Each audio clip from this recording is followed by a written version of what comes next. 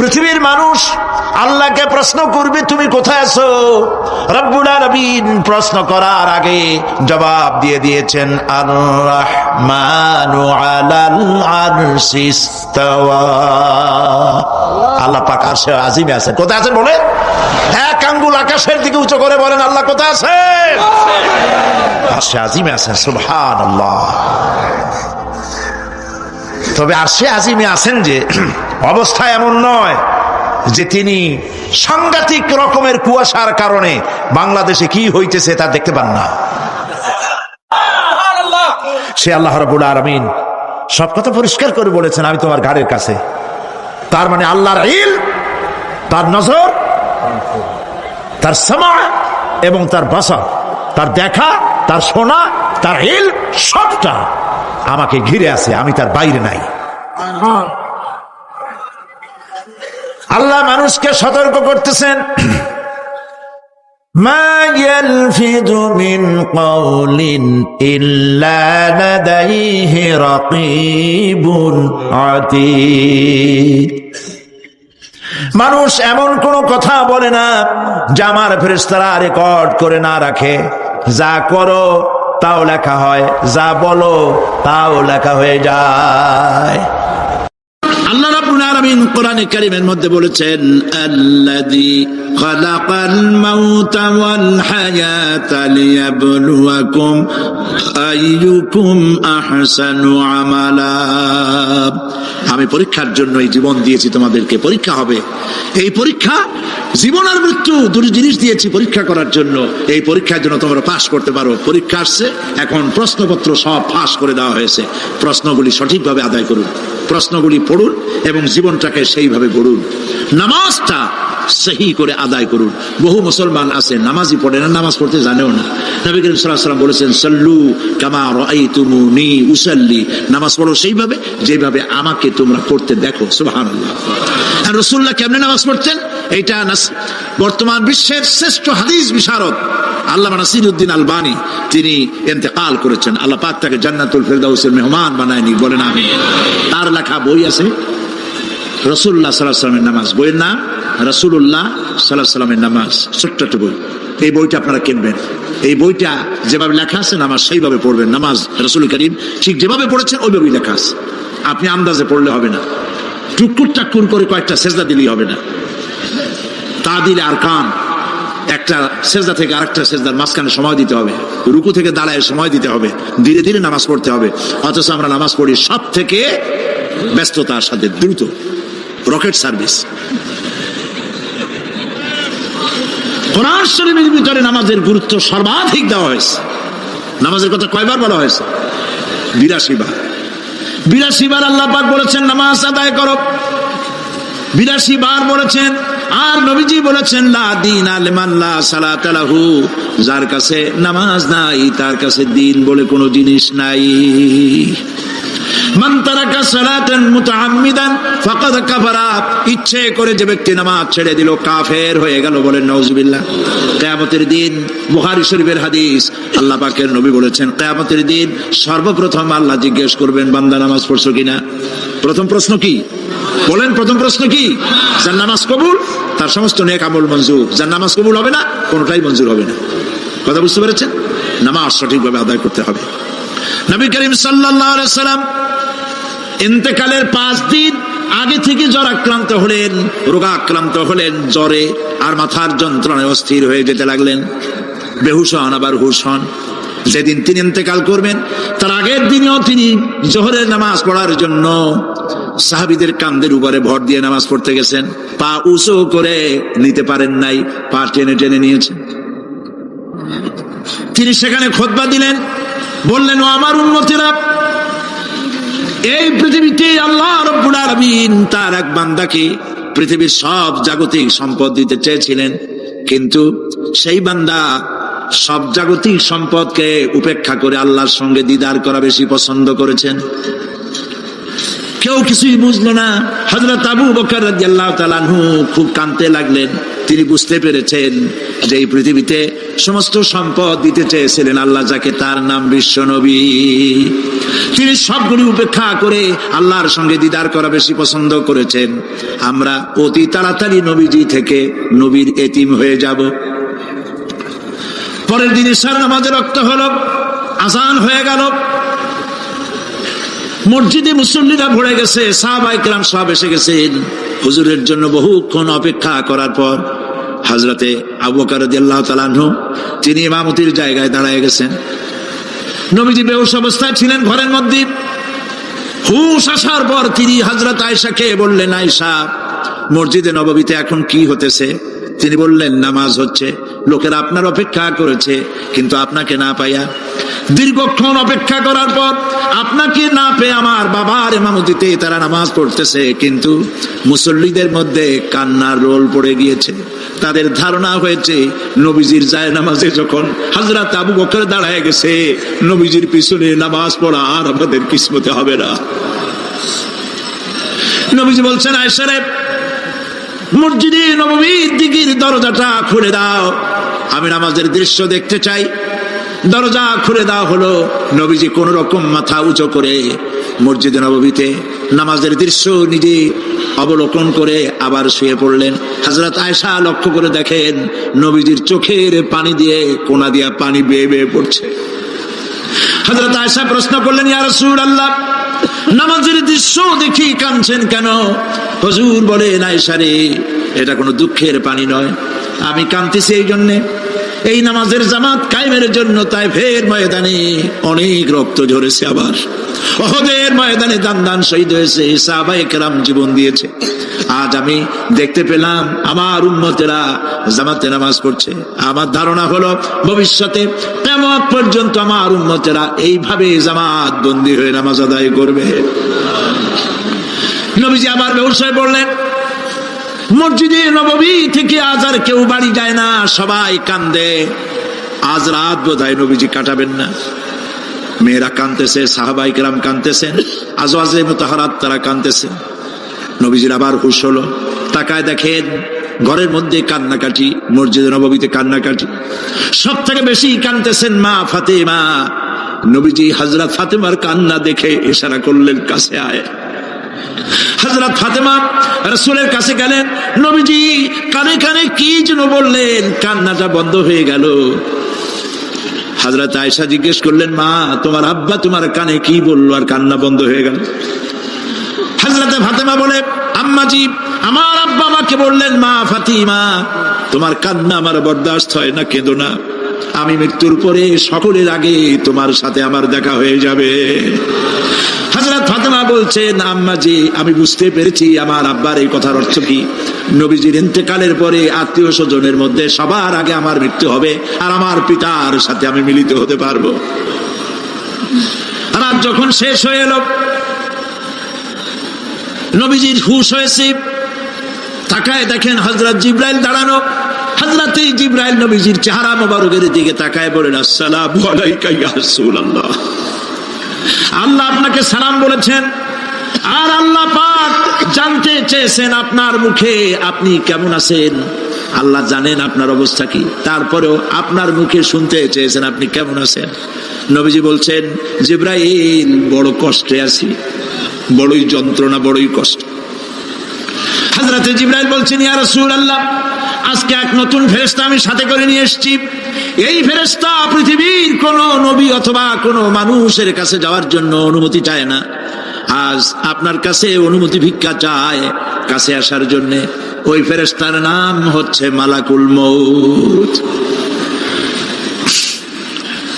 হযরত মালাকুল মউত বলেন, ইয়া রাসূলুল্লাহ, এই পৃথিবীতে আদম আলাইহিস সালাম থেকে নিয়ে পর্যন্ত কোন মানুষের জান কবজের জন্য আমার অনুমতি চাওয়া লাগে নাই, আর কোনোদিন লাগবে না। আজ আমি আসার সময় আল্লাহ বলেছেন আপনার জান কবজের জন্য আমি যেন আপনার কাছে অনুমতি ভিক্ষা চাই। নবীজি বলছেন, আমি যদি অনুমতি না দেই তো কি হবে? হযরতে মালাকুল মউত বলছেন, ইয়া রাসূলুল্লাহ, অনুমতি যদি না দেন আমি ফেরত চলে যাব, আমাকে সেভাবেই বলা হয়েছে। হযরত জিবরাইল বলেন, ইয়া রাসূলুল্লাহ, আল্লাহ রাব্বুল আলামিন আপনার দিদারের ইন্তজার করতেছে। নবীজি বলছেন, মালাকুল মউত, তুমি জান কবজের কাজ শুরু করো। মালাকুল মউত যখন কাছে এসেছে, রাসূল জিজ্ঞেস করলেন, আয়েশা, ঘরে যে কয়েক টুকরা স্বর্ণ ছিল সেগুলোর কি অবস্থা? ছোট ছোট 6 টুকরা স্বর্ণ ছিল। হযরত আয়েশা বলছেন, হুজুর আমি এগুলো রেখে দিছি। হুজুর বলছেন, না, রাখতে পারবে না, আমার ইন্তেকালের আগে খয়রাত করে দাও। মুহাম্মদ সাল্লাল্লাহু আলাইহি ওয়াসাল্লাম আল্লাহর কাছে অবস্থায় উঠবে না যে তার ঘরের ভিতরে সোনা ছিল, দিয়ে দাও, খয়রাত করে দিয়ে দাও। হযরত মালাকুল মউত রাসূলের জান কবজ শুরু করে দিলেন। রাসূলুল্লাহ জীবনের শেষ কথা বললেন, আসসালাত আসসালাত ওয়া মা মালাকাত আইমানুকুম। আমার উম্মতেরা, বিদায় লগ্নে বলে গেলাম, নামাজ নামাজ নামাজ ছেড়ে দিও না।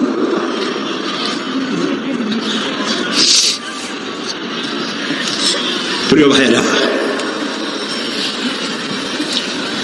নবী করিম সাল্লাল্লাহু আলাইহি ওয়াসাল্লাম জীবনের শেষ কথা বলেছেন নামাজ। সেই নামাজে আমাদের যত সব অবহেলা। স্ত্রীকে নামাজ পড়ান, বউকে নামাজ পড়ান, ছেলে মেয়েকে নামাজ পড়ান। দোকানদার ভাইরা যখন আজান হয়ে যাবে দোকান বন্ধ করে দেন। আপনি আপনার কর্মচারীরা নামাজ পড়তে যান। যতটুকু সময় নামাজ পড়তে গেছে এই সময় বিক্রি করলে যা লাভ হইতো, এরপরে বিক্রি করলে আল্লাহ 10 গুণ বেশি বরকত দিতে পারেন। পারেন কিনা? পারেন কিনা? পারেন। আল্লাহর বিশ্বাস করেন, আল্লাহ আপনার বরকত দিবে। আপনার কর্মচারী, দোকানদারে, বাড়ি ঘরে স্ত্রী পুত্র পরিজন যারা আছে সবাইকে নামাজি বানাবার জন্য চেষ্টা করেন। নামাজ রোজা ইত্যাদি করুন। মিথ্যা বলবেন না, ওজনে কম দিবেন না, খাদ্যে ভেজাল দিবেন না, ঘুষ খাবেন না, ঘুষ দিবেন না, মানুষের উপর অত্যাচার করবেন না, কাউকে কষ্ট দিবেন না, মানুষ যেন আপনার ব্যবহারে কষ্ট না পায়। আল্লাহ পাক বলেছেন, ওয়াকুলু লিন্নাসি হুসনা, মানুষের সাথে সুন্দর সুন্দর কথা কও। নবী করিম সাল্লাল্লাহু আলাইহি ওয়াসাল্লাম বলেছেন, মানুষের সাথে যদি হাসি মুখে কথা বলো, একটা সদকা দেওয়ার সমান সওয়াব হয়ে যাবে। মানুষকে ভালোবাসো, গরিবদের ভালোবাসো, তাদের অর্থ করি দাও, পয়সা করি দাও, তোমার যা আছে দিতে থাকো। কুয়ার পানি যত উঠাবেন তত কুয়ার পানি ভালো থাকবে, আর পানি উঠাবেন না, কুয়ার পানি পয়সা যাবে। এই জন্য আল্লাহর রাস্তায় পয়সা যত ইনকাম হচ্ছে খরচ করতে থাকেন, আল্লাহ পাক দিতে থাকবেন। আল্লাহ পাক বলেছেন যে সদকার মালকে আল্লাহ বৃদ্ধি করে দেন, আর দান সদকা যারা করে না, যাকাত দেয় না, তাদের মালকে আল্লাহ ধ্বংস করে দেন, হালাক করে দেন। এগুলোর দাম নাই, অশান্তি বাড়বে। বউ কথা শুনবে না, সন্তানাদি কথা শুনবে না, মামলা মোকদ্দমা, অশান্তি আর অশান্তি। আর আল্লাহর পথে থাকুন, আল্লাহ শান্তি বাড়ায় দেবেন। আমরা বলি আমিন। প্রিয় ভাই সব, আমি কিছু আলোচনা আজকে আল্লাহ পাক যা করাইছেন এগুলি যেন আল্লাহ আমারে আমল করার তৌফিক দেন। আমি মাঝে মধ্যে ভয় পাই, একদিন তো এই খবর নিশ্চয়ই হবে যে সাইদি বিদায় হয়ে গেছে। সেদিন খালি হাতে যেন আল্লাহর কাছে না যাই, আমি যেন আসামি না হই যে আমি যা বলছি মানুষকে 40 বছর একটানা যা বললাম আমি নিজে আমল করতে পারি নাই। এরকম ভিক্ষুক যেন আমি না হই, আমি যা মানুষকে বলেছি আমি যেন তা আমল করতে পারি। আমি আপনাদের কাছে দোয়া চাই। আমরা কেউ বাঁচবো না, এই যে দেখা হলো আবার দেখা নাও হইতে পারে। সেই জন্য আমরা আমাদের জীবনকে যেন তৈরি করি। আপনারা কোরআন শরীফ পড়ুন, দিন শিখুন, ঈমান শিখুন, ভালো থাকুন, ভালো হয়ে চলুন। আল্লাহ রাব্বুল আলামিন পরীক্ষার জন্য আমাদেরকে ময়দানে ছেড়ে দিয়েছেন। প্রশ্ন কি হবে আল্লাহ সব বলে দিয়েছেন। প্রশ্ন কি হবে? তোমার যৌবন, এ ব্যাপারে প্রশ্ন করা হবে। কোন পথে ইনকাম করেছো প্রশ্ন করা হবে। কোন পথে খরচ করেছো প্রশ্ন করা হবে। দ্বীনের ইলম যতটুকু হাসিল করেছিলে তার কতটুকু নিজে পালন করেছো, আর দ্বীনের দাওয়াত কতটুকু মানুষের কাছে পৌঁছায়ছো, প্রত্যেকটি ব্যাপারে কিয়ামতে আল্লাহর কাছে জবাব দিতে হবে। এই জন্য কবি বলছেন, আমল সে জিন্দেগি বনতি হ্যায়, ये जन्नत भी व जहन्नम भी, ये खाकी अपनी फितरत है, ना नारी ना नूरी। মানুষের জীবন আমল দিয়ে গঠন হয়, আমল দিয়ে জীবন গড়ে। নইলে এই মাটির তৈরি দেহ জান্নাত আর জাহান্নামের কিছু দিয়ে তৈরি হয় নাই। আপনি ইচ্ছে করলে দেহটাকে জাহান্নামের জন্য উপযোগী করতে পারেন, ইচ্ছে করলে এই দেহটাকে জান্নাতের জন্য উপযোগী করতে পারেন। এটি আপনার ইখতিয়ারে আল্লাহ দিয়েছেন, আপনাকে বাধ্য করা হয় নাই যে সেজদা না দিলে ফেরেশতা এসে ঘাড়ের উপরে পিটাবে, সুদ ঘুষ সেনা করলে পরে ঠ্যাং পিটায় ভেঙে দেওয়া হবে না। আপনি বাধ্য নন, আপনি সম্মানিত জীব, আল্লাহ সম্মানিত প্রাণী আল্লাহ পাকের। সেই জন্য মানুষকে বাধ্য করা হয় নাই। অটোনোমাস বডি, অটোনমি দেওয়া হয়েছে। আপনাকে স্বাধিকার দেওয়া হয়েছে, চন্দ্র সূর্যের ব্যাপারে স্বাধিকার দেওয়া হয় নাই। রাত এখন 7:35, সূর্যের বাপেরও ক্ষমতা নাই বাংলাদেশে এখন উঁকি মারে, ঠিক কিনা? সে এখন আমেরিকায় রোদ দিচ্ছে, তাপ দিচ্ছে আমেরিকায়। ওকে নির্ধারণ করা হয়েছে যেভাবে, সেইভাবেই করতে হবে। পানি বলেন, পাহাড় বলেন, পাখি বলেন, চন্দ্র বলেন, গ্রহ বলেন, নক্ষত্র বলেন, সব জিনিস বাই হুক অ্যান্ড ক্রুক আল্লাহর হুকুম মানতে বাধ্য।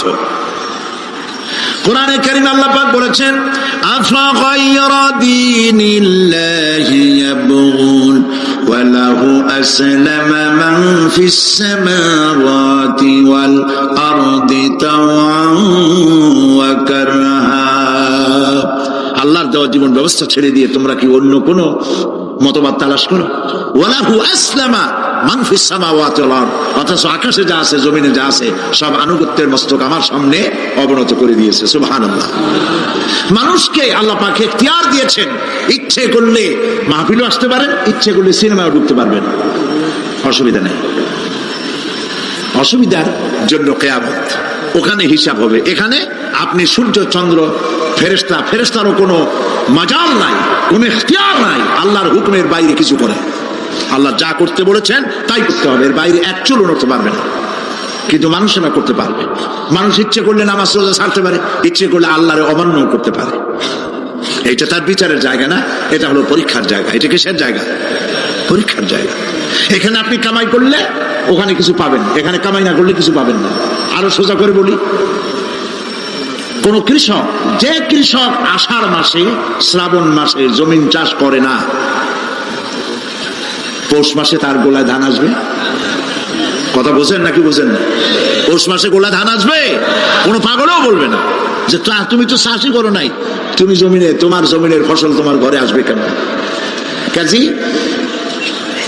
এই দুনিয়ায় পরীক্ষা দিলে এখানে রেজাল্ট হয়, এখানে গাছ লাগাইলে এখানে ফল দেয়।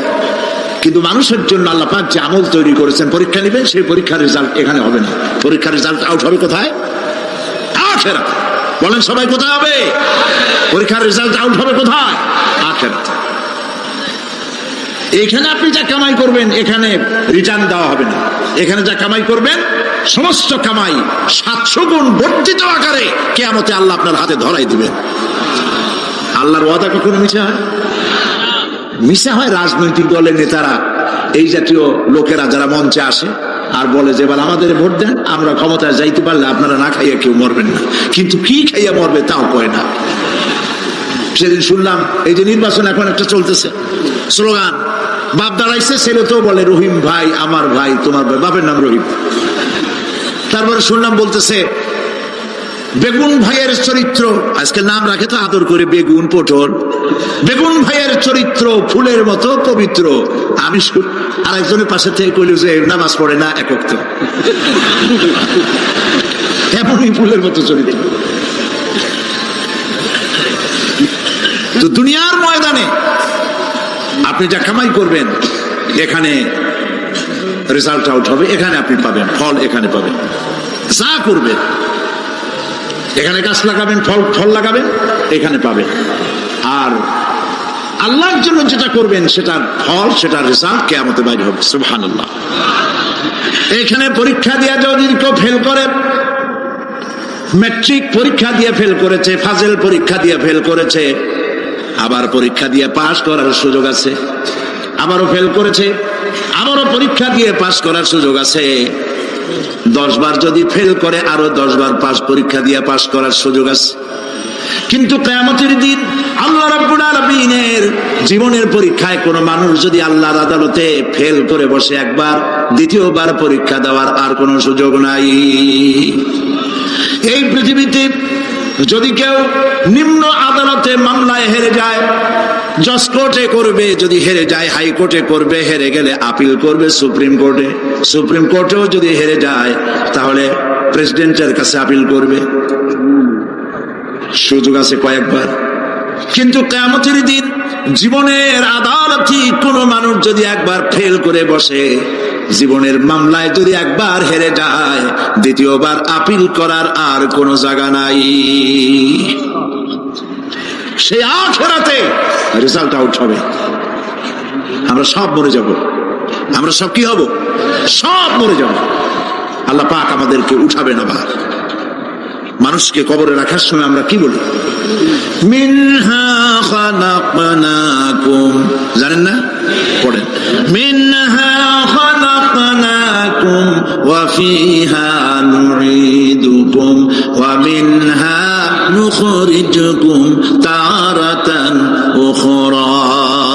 এই মাটি দিয়ে তোমাকে তৈরি করা হয়েছিল, এই মাটির মধ্যে রেখে গেলাম, এর থেকে আবার তোমাকে উত্থিত করা হবে। কে বলতেছেন এ কথা? আল্লাহ পাক বলছেন, আল্লাহ তাআলা বলছেন। কি নিষ্ঠুর এই পৃথিবী, ভেবে দেখেছেন কি? একবারও কি ভেবে দেখেছেন এই পৃথিবী কত নিষ্ঠুর? এই সন্তান সন্ততি সব একটি মোহ, একটি মায়া, একটি মহব্বত, একটি প্রতারণা।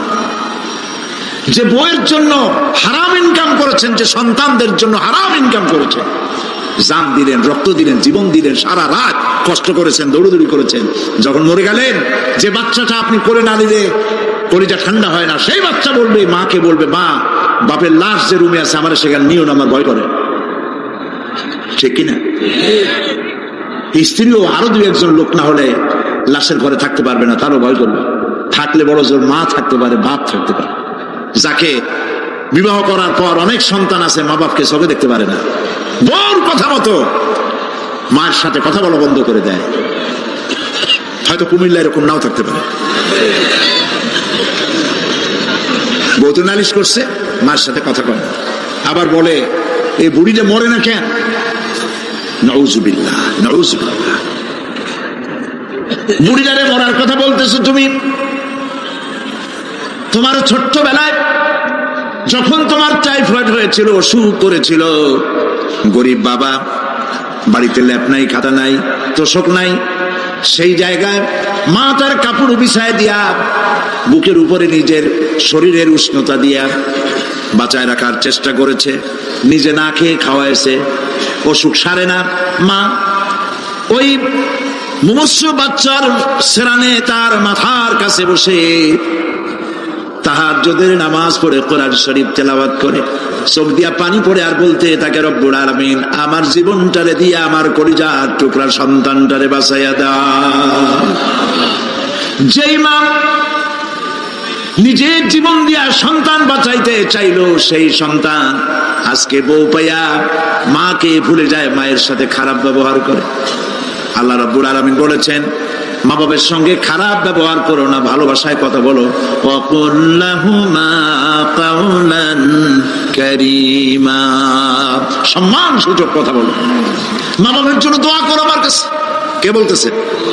আল্লাহ তাআলা বলছেন, দোয়া করো আমার কাছে এই ভাষায়, রব্বিরহামহুমা কামা রাব্বায়ানি সাগীরা। পড়েন সবাই, রব্বিরহামহুমা কামা রাব্বায়ানি সাগীরা। আয় আমার রব, আমার মা বাপ যেমনে ছোটবেলায় আমাকে অত্যন্ত যত্ন করে লালন পালন করেছে, আল্লাহ তাআলা তুমি দয়া করে আমার মা বাপকে তোমার রহমতের করে লালন পালন করো। সুবহানাল্লাহ। প্রত্যেক নামাজের পর সকলে এই দোয়া পড়বেন, মনে থাকবে? মনে থাকবে? প্রিয় ভাই সব, সেই কিয়ামতের মাঠে আমাদেরকে উঠতে হবে, আল্লাহর দরবারে উঠতে হবে।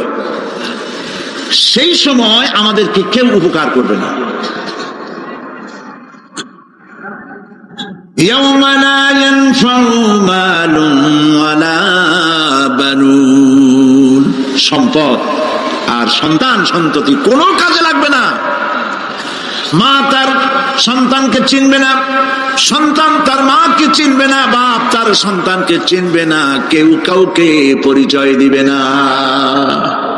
কি মারাত্মক অবস্থা! মানুষ চরম অসহায় হয়ে যাবে।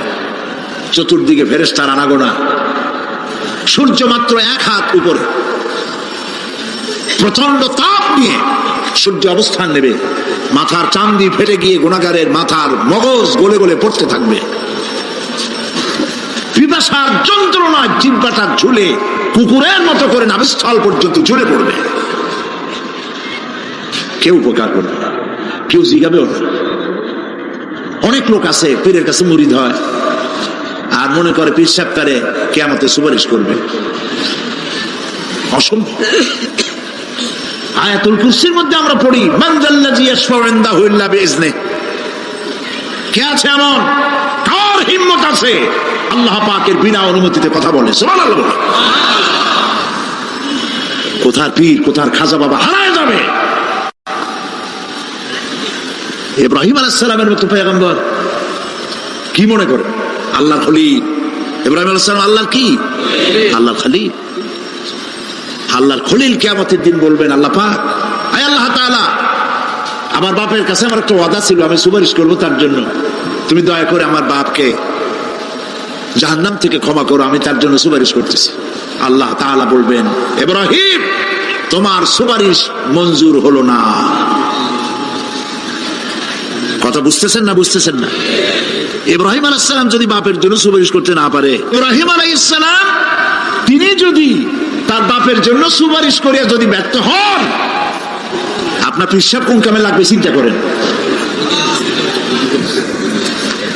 নবী করিম সাল্লাল্লাহু আলাইহি ওয়াসাল্লামকে প্রশ্ন করা হয়েছে, হে রাসূল আপনার আব্বা আম্মার অবস্থা কি হবে? কথা কি শোনেন নাকি?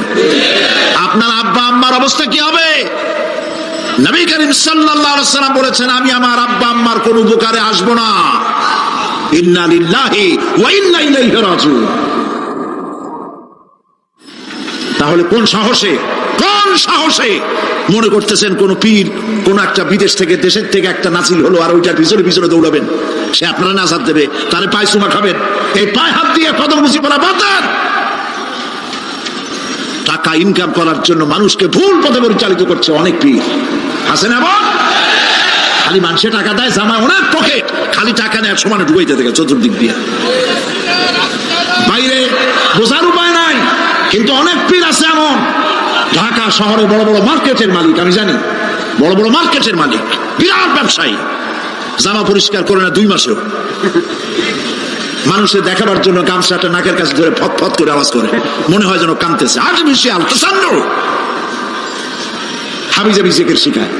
লা ইলাহা কতক্ষণ, ইল্লাল্লাহ কতক্ষণ, আল্লাহ আল্লাহ কতক্ষণ, কোথায় পাইছো? ইল্লাল্লাহ ইল্লাল্লাহ কিসের জিকির? ইল্লাল্লাহ মানে কি? আল্লাহ ছাড়া, আল্লাহ ছাড়া, আল্লাহ ছাড়া, আল্লাহ ছাড়া কি? কাজী রাসূলুল্লাহ যা করেন এগুলি বেদাত। এই সব পীরের পাশে যাবেন না, মনে থাকবে।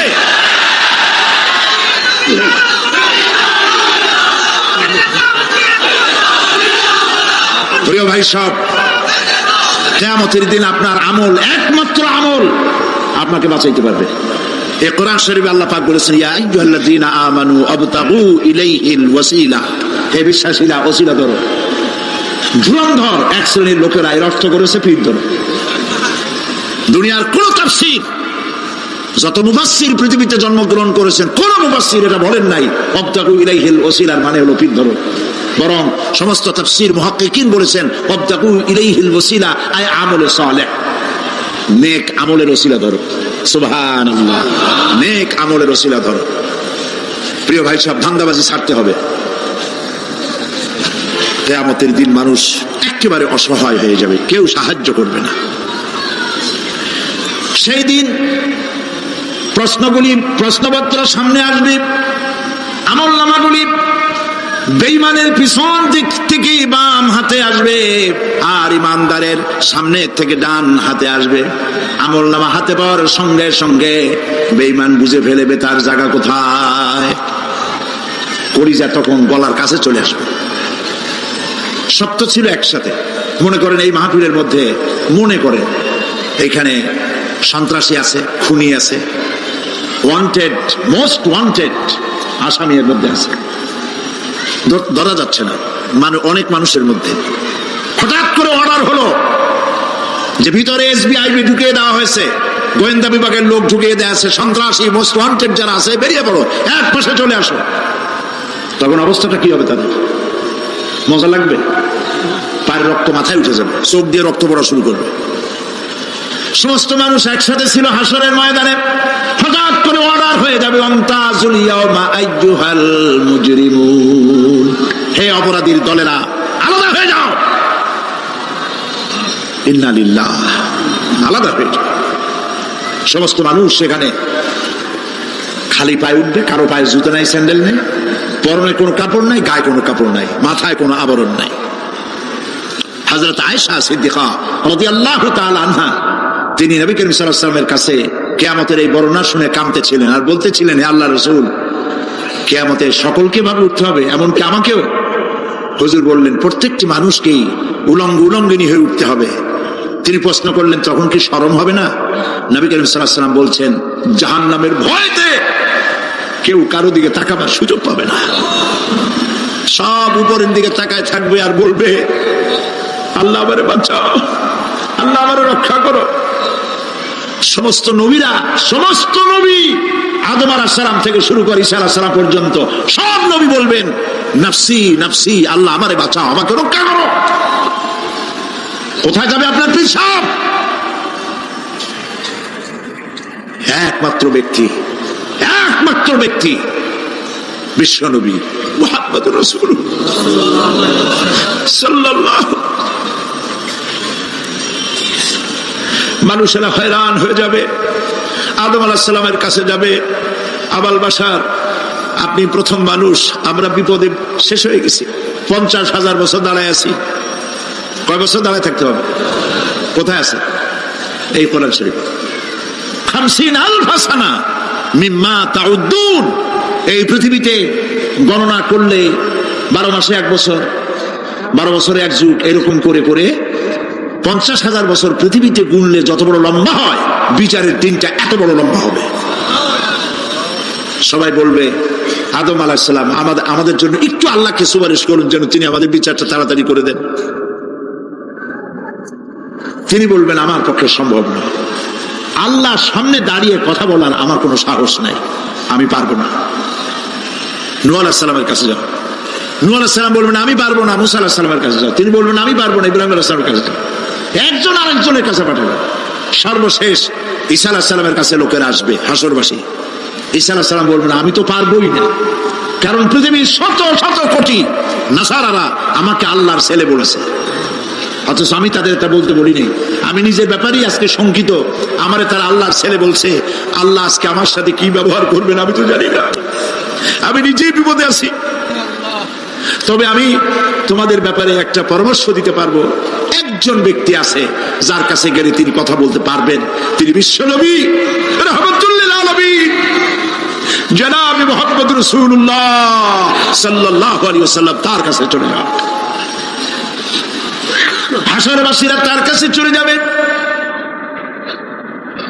নবীজি সকলের কথা শুনে সিজদায় পড়ে কাঁদতে থাকবেন।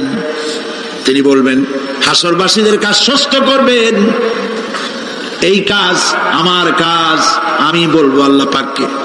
তিনি সিজদায় পড়ে কাঁদবেন, রব্বুল আলামিন প্রশ্ন করবেন, হে আমার রাসূল, আপনার তো আজকে কান্দার দিন না, আপনি কাঁদেন কেন? আমি আপনাকে মাকামে মাহমুদ দিয়েছি, কাউসারের মালিক বানাই দিয়েছি। আপনি জান্নাতে প্রবেশ করার আগে কেউ ভেস্টে যাইতে পারবে না, এই সম্মান দিয়েছি, কাঁদেন কেন?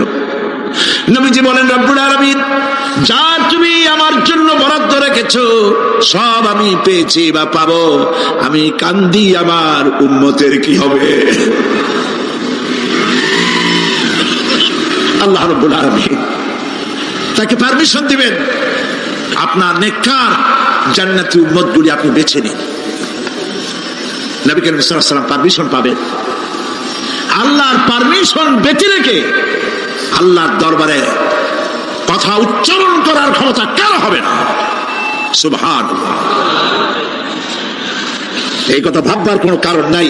অমুক পীর সাহেবের অনেক মুরিদ আছে, সব মুরিদ টুরিদ নিয়ে নারায়ে তাকবীর জিন্দাবাদ, পীর সাহেব জিন্দাবাদ, এই সমস্ত বাদ বোধ কামে লাগবে না। ওয়া কুল্লুহুম ইয়াতিহি ইয়াউমাল কিয়ামাতি ফারদা। কিয়ামতের দিন প্রত্যেককে একজন একজন করে আসতে হবে আল্লাহর দরবারে। আল্লাহ বলেছেন, একজন একজন একজন, মিছিল করার উপায় নেই। আল্লাহ রাব্বুল আলামিনের দরবারে হাজির হয়ে যাবে সেই কঠিন হাসরের ময়দানে বাঁচার জন্য। নবীজি দোয়া শিখাই দিয়েছেন, দোয়া করো, আল্লাহুম্মা হাসিবনি হিসাবান ইয়াসীরা। পড়েন আমার সাথে, আল্লাহুম্মা হাসিবনি হিসাবান ইয়াসীরা, আল্লাহুম্মা হাসিবনি হিসাবান ইয়াসীরা। আল্লাহ তুমি আমার সহজ হিসাব নাও। নবী করিম সাল্লাল্লাহু আলাইহি ওয়াসাল্লাম নিজেই দোয়া করেছেন। চিন্তা করেন, আল্লাহ পাক নিজে, আল্লাহ তাআলা তিনি নিজে প্রশ্ন করবেন এবং পাপগুলি দেখাই দেবেন, এই সব পাপ করছো। মানুষ, আল্লাহর বান্দা ভয় চোটে কলজা গলা দিয়ে বেরিয়ে যেতে থাকবে, বেরিয়ে যেতে চাইবে, তার বাষ্পরুদ্ধ হয়ে আসবে, বলতে থাকবে, আল্লাহ আমি করে ফেলেছি, আমি মাপ চাই, তোমার কাছে ক্ষমা ভিক্ষা চাই।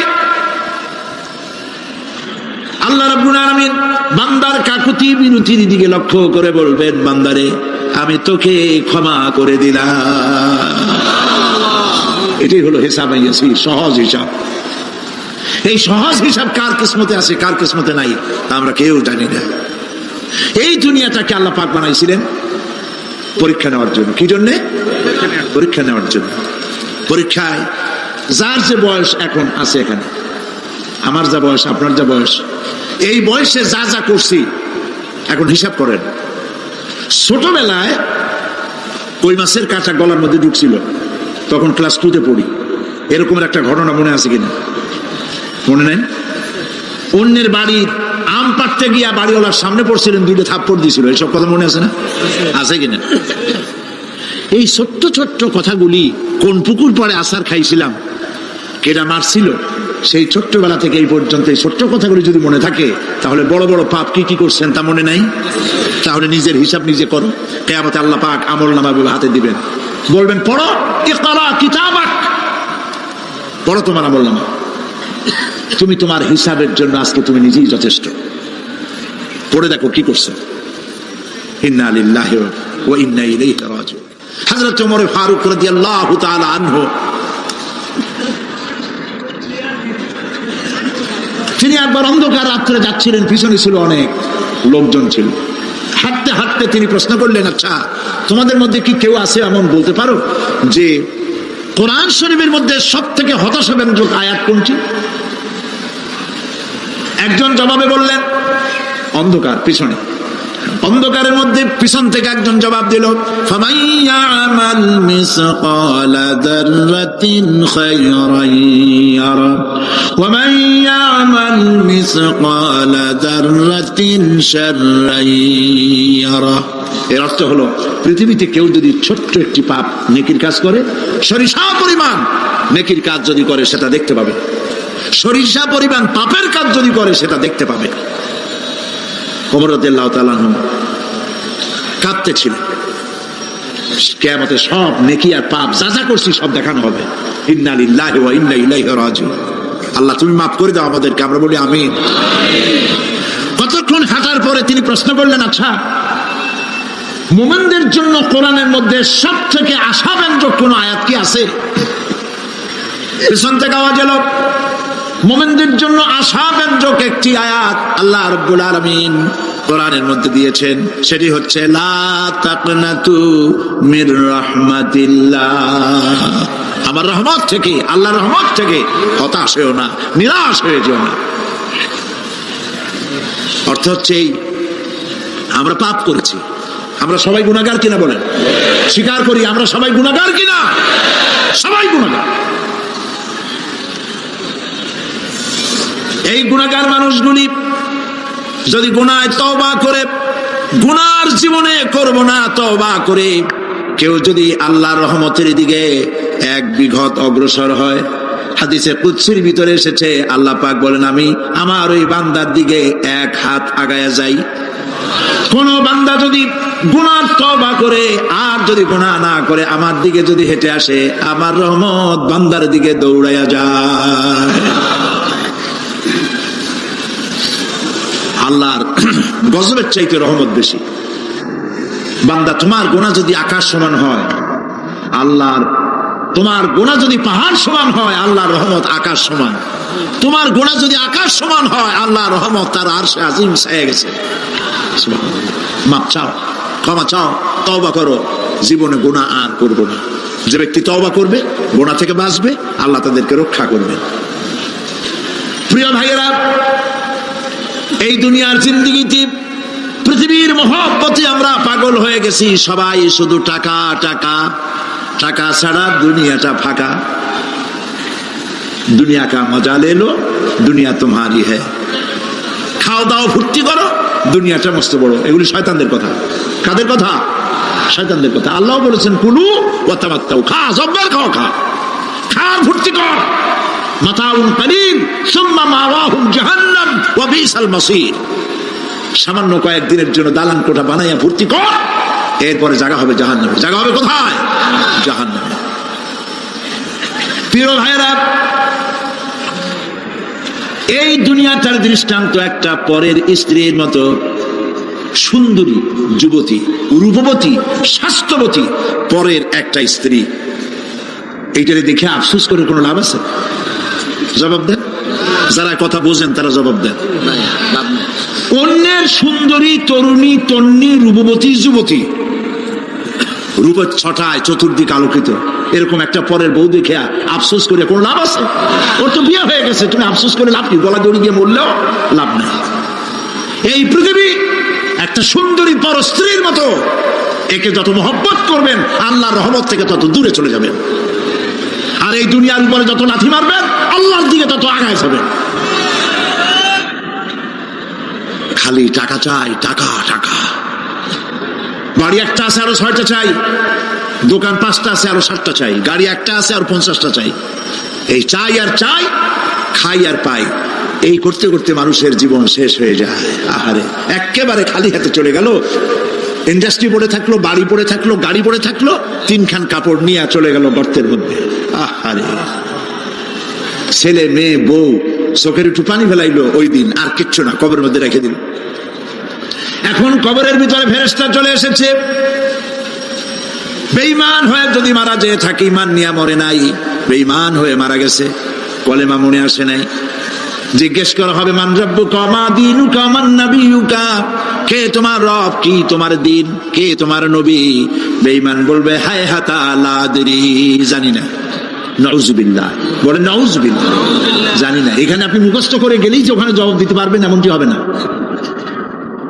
আমল করতে হবে, আমল তৈরি করতে হবে। আমল মানে কিন্তু এইটা না যে আপনি বসে বসে তসবিহ পড়বেন। এটার লোকেরা আমল করে, যে লোকটা খুব আমলদার, খুব আমল করে। আমলের ইংরেজি হচ্ছে ওয়ার্ক, বাংলা হলো কাজ।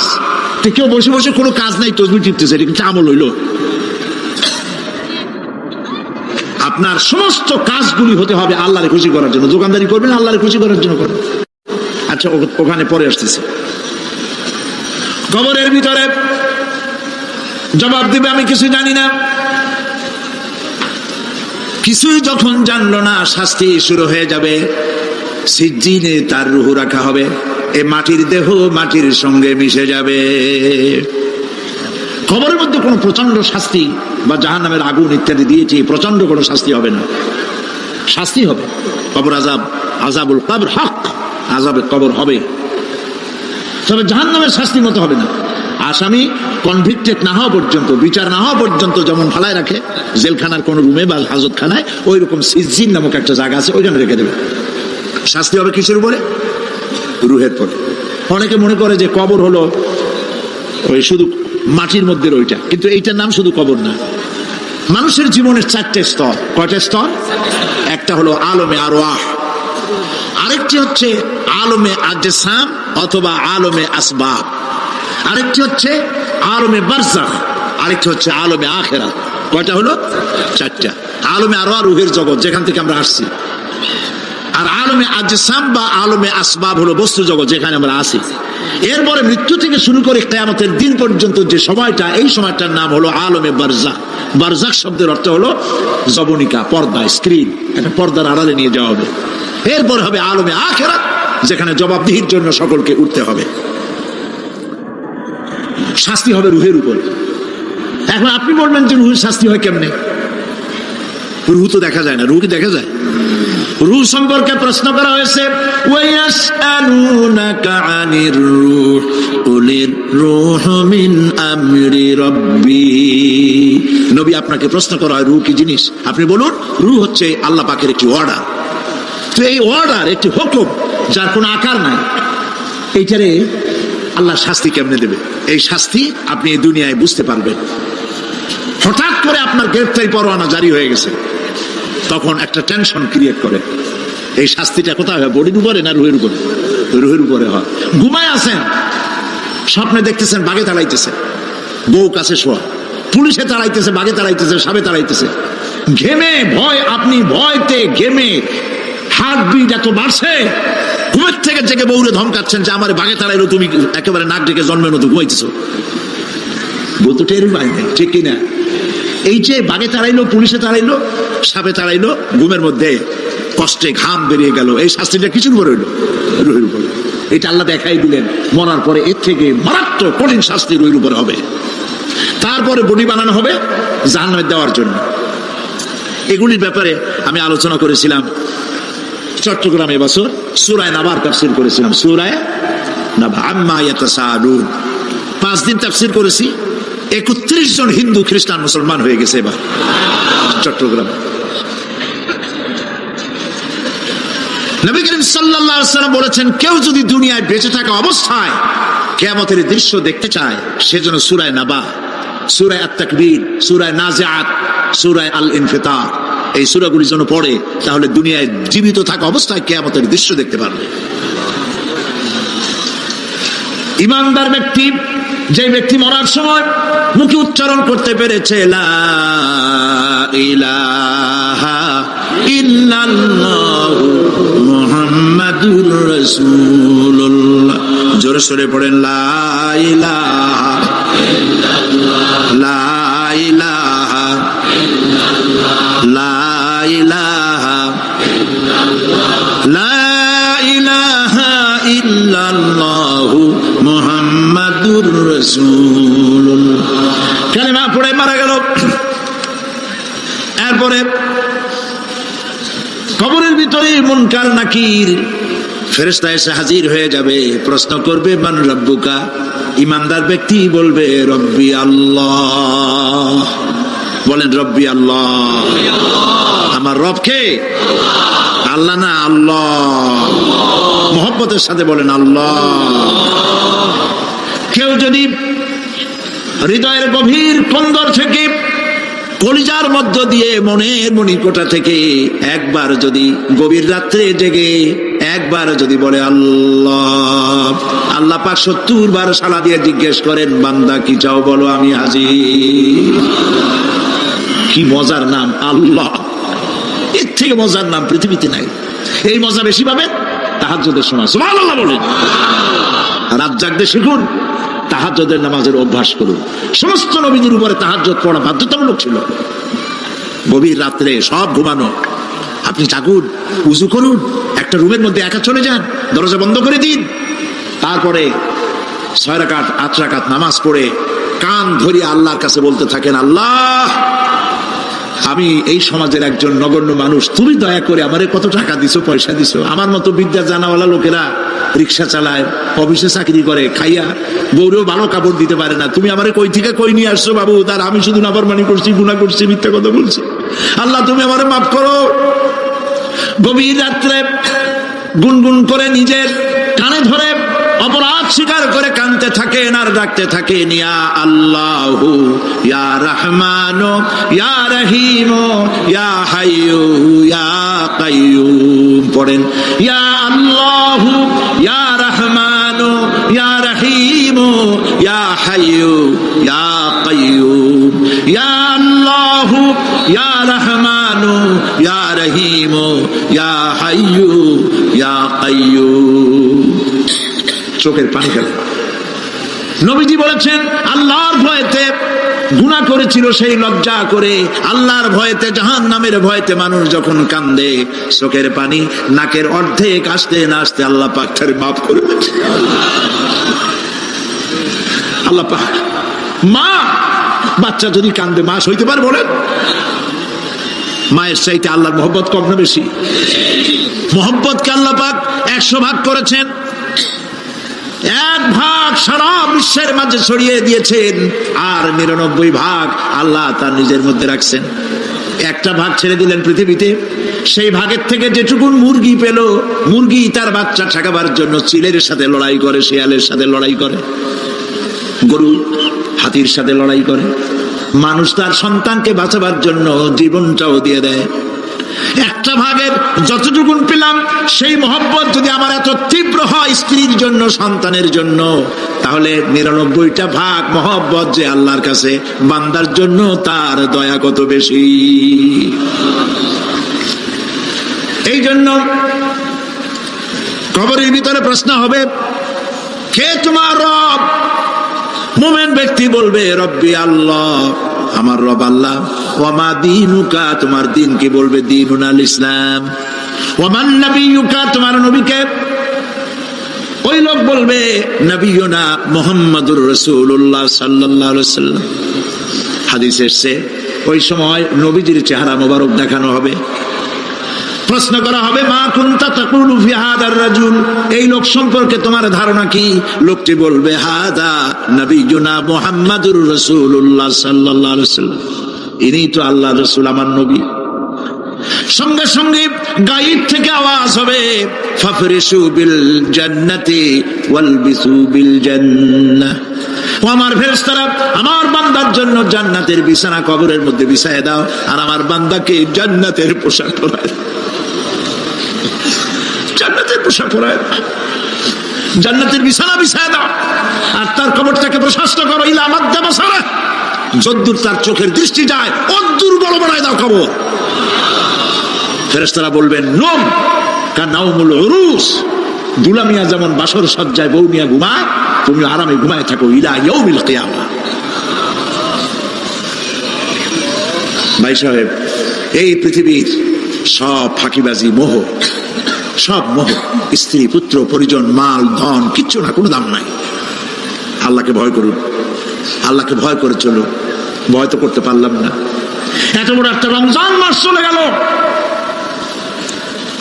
রোজা আসছিল তাকওয়া সৃষ্টি করার জন্য, সারা জীবন রোজা রাখলাম, মুত্তাকি হইতে পারলাম না। এটা ঠিক কিনা বলুন? সারা জীবন রোজা রাখলাম, মুত্তাকি হইতে পারি না। এখনো মিথ্যা কথা বলি, ওজনে কম দেই, খাদ্যে ভেজাল দেই, কথা ঠিক কিনা? মিথ্যা কথা বলতেছেন, মিথ্যা কথা বলা কবিরা গুনাহ, মিথ্যা কথা বলা সমস্ত গুনার মা। কথায় কথায় মিথ্যা বলা হচ্ছে। দোকানদারি করতেছেন, কষ্ট করে মাল কিনছেন, লাভের জন্যই তো কিনছেন, মিথ্যা কম কেন? ওজনে কম দিচ্ছেন, ভেজাল দিতেছেন, ভেজাল দিয়া কম দিয়া কয় টাকা উপার্জন করবেন? আর কতগুলি খাইতে পারবেন আপনি? চাউলের মধ্যে তুষ দিলেন, কুড়া দিলেন, পাথর দিলেন। আহারে মুসলমান, কি কপাল পোড়া! ওজন দিতে গিয়া একটু খিস দিয়ে ধরে যেদিকে পাথরটা, আর মালটা যেদিকে সেদিক টেটু নিচু করে দেয়। যে কেনে সে মনে করে মাশাআল্লাহ, লোকটা তো খুব ভালো, আবার তো বেশি দিছে। কিন্তু বাড়ি যেয়ে দেখবেন আপনারা 14 গ্রাম কম দিছে। ও 14 গ্রাম তো না, এখন তো গ্রাম বলে, আগে তো আমরা ছটক মটক বলছি, এখন গ্রাম বলে সুবিধার জন্য। এগুলিকে আমি বানায় বলতেছি না, কথা ঠিক। লাভটা কি? কি লাভ? জমিনের আইল ঠেলতেছেন, পরের জমিন দখল করতেছেন, বোনেরে ঠকাইছেন, ভাইরে ঠকাইছেন, ভাইয়ের সম্পত্তি ফেরত দেন নাই। আহা, এই যে দুরবস্থার সৃষ্টি হলো, আমলের পরিবর্তন হলো না। মসজিদ বানাইছি সব দালান, মসজিদগুলি সব বিল্ডিং হয়ে গেছে। নবী করিম সাল্লাল্লাহু আলাইহি ওয়াসাল্লাম বলেছেন, মাসাজিদুহুম আমিরাতুন ওয়া হিয়া খারাবুম মিনাল হুদা, মসজিদগুলি সব দালান হয়ে যাবে শেষ যুগে। এগুলি নবী করিম সাল্লাল্লাহু আলাইহি ওয়াসাল্লাম ভবিষ্যৎবাণী। মসজিদগুলি কি হবে? সব বিল্ডিং হয়ে যাবে। ওয়া হিয়া খারাবুম মিনাল হুদা, হেদায়েত থেকে খালি হয়ে যাবে। হেদায়েত নাই, খালি মসজিদ, building, tiles, mosaic, air condition সব আছে, হেদায়েত নেই। কবি বলতেছেন, मस्जिद तो बना ली है शब भर में ईमान की हरारत वालों ने, मन पुराना पापी रहा बरसों में नमाजी बनना सीखा। মন চাইছে তাড়াতাড়ি করে মসজিদ একটা বানাই ফেলাইছে, কিন্তু বছর বছর নামাজ পড়লো, মন সেই পুরানা পাপী রয়ে গেছে, সেই পাপ থেকে সে বাঁচতে পারে নাই। এই জন্য বিশ্ব কবি আকবাল বলেন, मस्जिद में मरसिया खाए कि नमाजी न रही, मस्जिद में मरसिया खाए कि नमाजी न रही, यानी वो साहिबे औसाफ हिजाजी न रही। মসজিদ আটকানতেছে, আমার সেই নামাজি কই? যেই নামাজিরা যখন নামাজ পড়তো পাখি এসে মাথার উপরে বসতো, পাখিতে বুঝতে পারতো না যেটা মানুষ না গাছ। সুবহানাল্লাহ। আর এখন ইমাম যদি নামাজ পড়তে আত্মাহিত পড়তে দেরি করে, ধীরে ধীরে পড়তেছে, পিছন থেকে সিগন্যাল মারা শুরু করে,